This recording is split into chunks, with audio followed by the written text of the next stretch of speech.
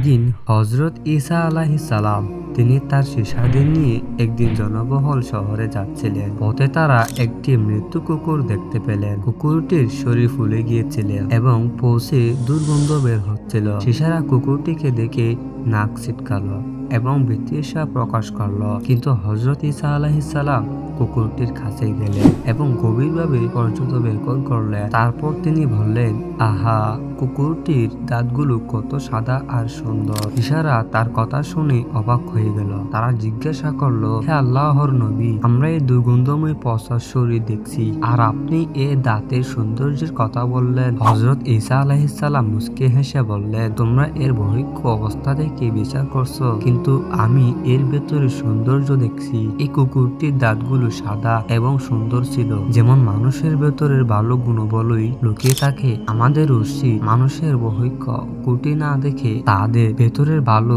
গুণগুলোকে খুঁজে বের করা। এই ঘটনা থেকে শেখা যায় আমরা যেন মানুষের বহিঃ রূপ বা দুর্বলতা দেখে বিচার না করি, বরং তাদের ভেতরে সৌন্দর্য ও ভালো গুণগুলিকে গুরুত্ব দিই।